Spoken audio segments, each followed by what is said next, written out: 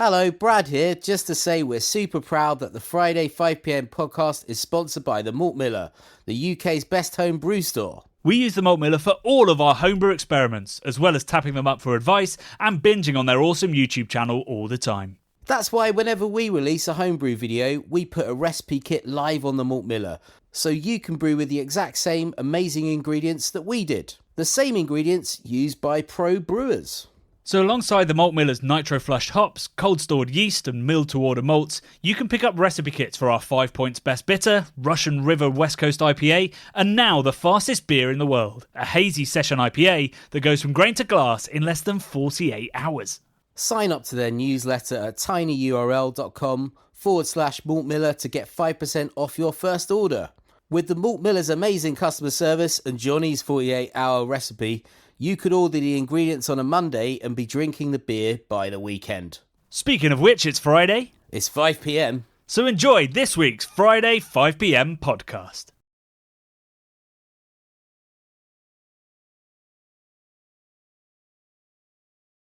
Hey Beer Geeks, another week has gone by. I know it probably felt like a century. Is that about right, Brad?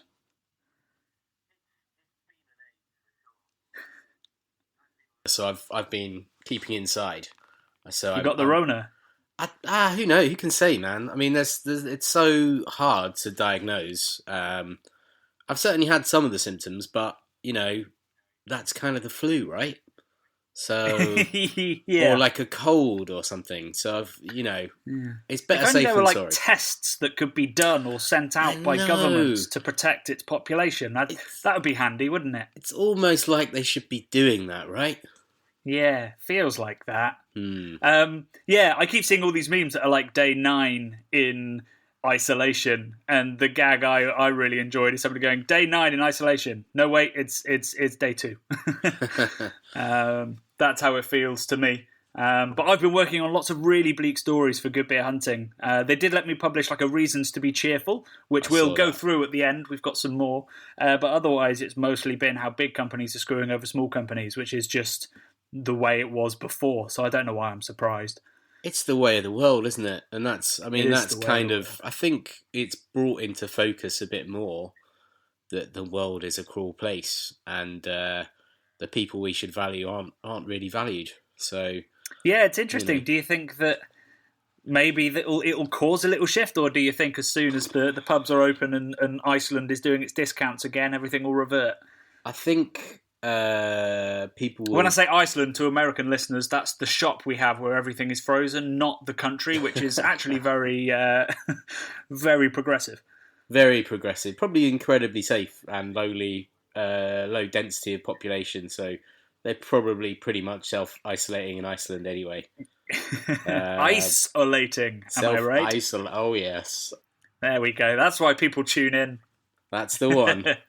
Yeah, I think once the shops are reopened, people will probably resume their normal service of being a little bit dumbed down and believing what they're told to believe. So I think probably nothing will change. But I'm hopeful that people might start to be kinder to their fellow man and just sort of, just appreciate each other. It's all we've got. There you go. Some right? Good Friday feels. Exactly. You're drinking though, Brad, right? Yeah. You've got a beer. So you're going to get more positive as this podcast goes on. Exactly. I've been a little bit under the weather all week, so I haven't felt like drinking really. I've been hitting the squash hard. Before I went into isolation, I bought every flavour of squash I could find. That was your stock purchase. Well, I had potatoes, some pasta, some TP, some toilet paper. I didn't go. I'm not one of the arseholes that bought loads of toilet paper, but I have a little. But you did buy all the squash. Paper. I bought 4 different flavours of squash. Go on, what did you get? I got a lemon, right, which is kind of rocking my world. I've forgotten how good. I think it's lemon and barley. Yeah. That is a wonderful flavour, especially when you can't really taste a lot. It's like, I can just about taste that. Like the acidity cuts through. That's it. It's good. Look at us analysing squash. This is what our lives have become. I think it might be the best squash. I always thought orange squash was the classic, it was the best, but I think maybe it's lemon. So anyway, I've got That orange. is controversial. I think, mate. I think we need a poll because We can do a Twitter poll. We'd the love lemon. to know your views. Honestly, I'm the lemon. blackcurrant all the way through. Oh well, I got apple and blackcurrant as well, and I got summer fruits, which is actually dreamy as well. That tastes so sweet, and it's reminding me of like strawberry ribena, which was my sort of when I was a late teen, early 20s. That was my go-to hangover cure because it was just so incredibly syrupy and sugary. That I just smash a couple of strawberry ribenas if I was feeling particularly hungover. I can't think of anything worse than being hungover and having something like strawberry ribena. It's I'm like very much absolute a nectar. packet of crisps and a sleep kind of guy. Oh, give me some crisps and all. You know, maybe What's-It's back in the day. Frazzles has always been in my life. Got such strong flavours. Yeah. I'm talking ready salted, absolutely. Oh no! I need a bit of flavour. Maybe a beef and onion Monster Munch. You know. Good lord. We're not talking spicy, but we're talking like flavoursome when I'm feeling under the weather. Anyway, I asked about your beer, not your squash or your crisp hangover as well. What So are you drinking? I'm drinking a reasonably priced Rheinbacher. I haven't. Oh, the Aldi Classic. Exactly, the Aldi Classic. I just fancy a Pilsner, so as I haven't been able to go out, I just had a couple of those kicking about in my fridge. And do you know what? It's tasting all right, man. Like after not having a beer for a week. We should let people into this secret. If you're ever in need of a discount but very high quality lager, we believe Rheinbacher, which you can get at Aldi for about 70p a can. I'm drinking it out of a glass, so I'm drinking a 500ml right, brown because you're a classy brown glass. Aldi Yeah, beer of buyer. course. But it's Krombacher, right? It's just made by Krombacher. It's the same thing, it's like a just rebadged rebranded. Krombacher for sure. Yeah, for sure. Which is a decent enough lager. So that's our top tip. If you money's a little bit tight for a lot of people right now. I'm a freelance writer, so I can attest to that. Rheinbacher is a great solution. Yeah, responsibly. It's awesome. It's brewed in accordance with the German purity laws, so it's good stuff. In terms of the way it's been treated. Bear in mind that Beck's is also brewed according to the Reinheitsgebot, so it's not a guarantee. No, but we're telling everybody that this stuff tastes all right. Yeah, and I haven't babied it. It's got the craft beer channel guarantee. Exactly. That's what you want, man. The old Rheinbacher. They should put that on the can. They should. That's funny actually because we have actually had our one of our beers for sale in Aldi before with what were they called? The Welsh... Brains Brewery had a craft brewery That's brand, and we brewed a beer called Black Mountain with them, which was a black IPA. Yeah. And we brewed it. It was one of the first videos we made way back in 2013. And who was it that discovered it was in Aldi like 2 years ago? Yeah, it was really random. Like I just thought it died a death or whatever. I know you said that they were still making it and selling it in Wales in keg and whatnot. But to actually go into my local, I think it was Lidl or Aldi, I can't remember which one, in Catford and see it on the shelf, I was just like really confused. You know, it was kind of surreal. There was a little version of me on the can with a little pair of short shorts. I'm not sure why they put short shorts on me. Because you're always wearing short shorts. Oh, of course. You're never nude.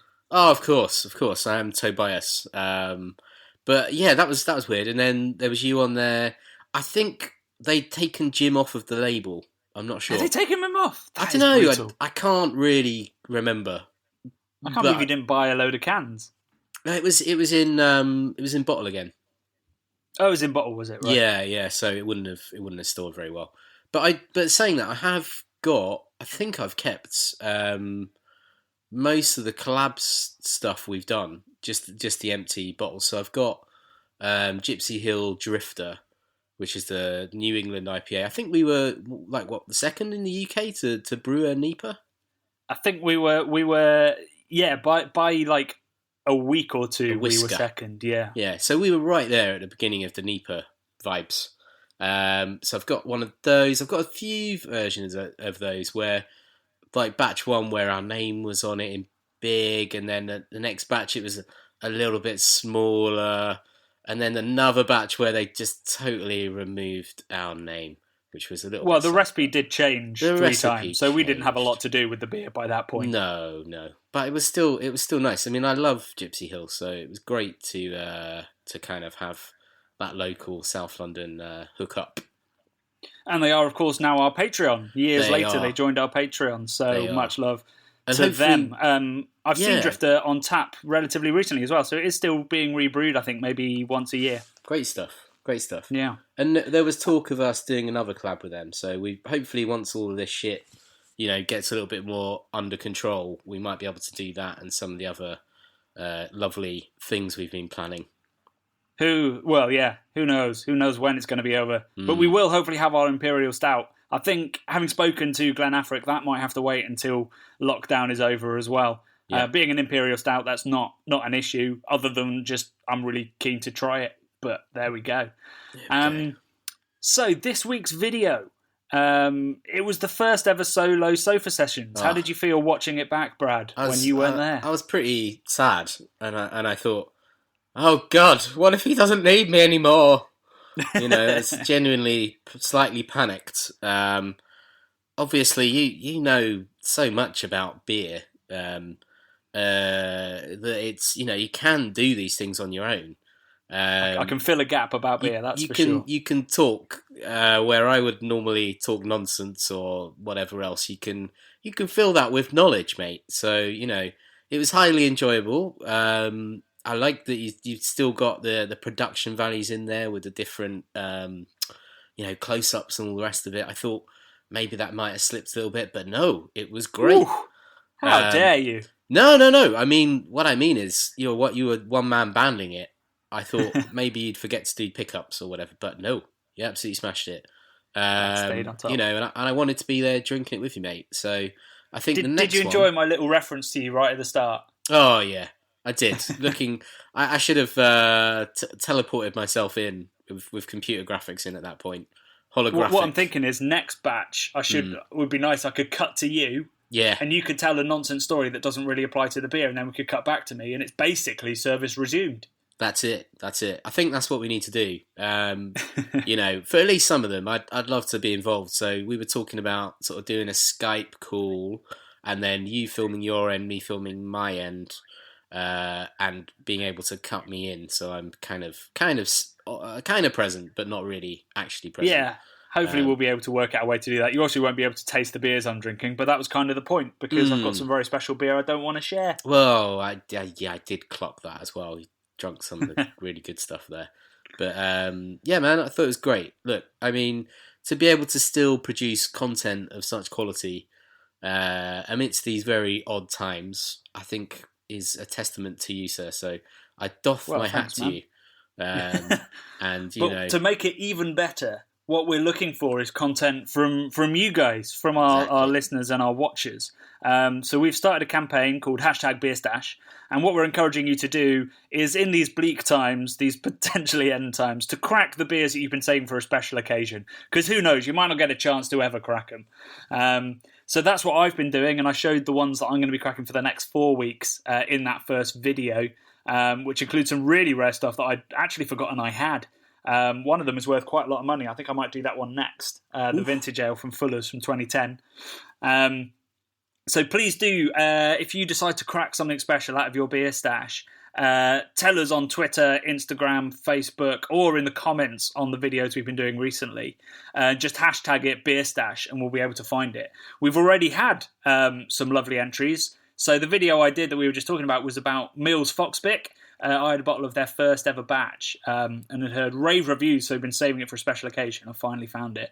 But we put it out there. We got quite a few responses. It's early days so far, but we've had Vinny UK, who said he really enjoyed the video and loves Mills, and he showed me his stash, which also has vintage ales and Bourbon County Stout in it, as well as an aged Orval and some Yellow Belly. So he is loving life right now. I saw somebody's got a side project Saison, which I'm very jealous about. High Speed Soul. Damn. So I'm looking forward to hearing what he thinks when he cracks that. Vessel Beer Shop, which is a great beer shop down in Plymouth, run by a lovely couple.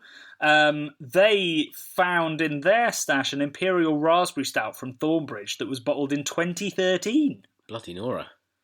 and they said it's now just all raspberries, which is not what I'd expect from aging. I'd have thought that would have broken down and you'd have been left with the roast, but that sounds delicious. Yum. And then Alex for Jackson on Instagram, he cracked a 2019 cuvee from Burning Sky, and I've got a 2015, maybe 2016 bottle of cuvee back from the real early days of Burning Sky. So old that I think they must have printed the label on like their desktop printer, because it is pixelated to hell and has a weird matte finish to it. So is that one on your spreadsheet, Johnny? That is on my spreadsheet. Good link. So I spent all of Tuesday night documenting my entire beer stash. Well, not my entire beer stash, the beer stash of stuff that is potentially worth aging. So I took out all the stuff that's sort of collected over the years that I didn't really fancy at the time, and just put the stuff that could be good aged. And that came to about 90 bottles. Wow. Loads more barley wine than I thought, loads more mixed fermentation stuff than I thought, and a pretty hearty collection of imperial stouts as well. So I am well set for the end of the world. I won't remember the end of the world, but then I guess no one will. No. So you can check out, I've put that for public viewing in the comments of the video I did on Wednesday, and it's on Twitter as well, so you can go and have a look at what's in my stash. Should you want to feel a little bit of jealousy, or indeed if you want to feel like a real bigwig, if you've got a better collection, I'd love to see yours. So do catalogue it if you're really bored. Ooh. Exactly. Have you had any? Exactly, because we're not nerdy enough. No. Have you had any black market nefarious offers to buy any of your stash? I haven't. I've been disappointed by that. I've got some Tilcan in there that I thought would interest some American traders, but no approaches as yet. Had some comments from people saying that they would have traded that if they had that. So I, of course, said, no, don't trade. We get amazing IPAs in this country, so just go to your local bottle shop, support them, and buy amazing IPA there, and keep your delicious mixed firm stuff. Yes, I agree, man. That's the thing. Good.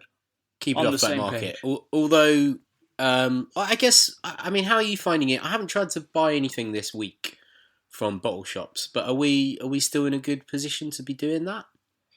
I mean, most of them are doing online sales, so you can get it. So they've all had to kind of adapt to survive, haven't they? Really?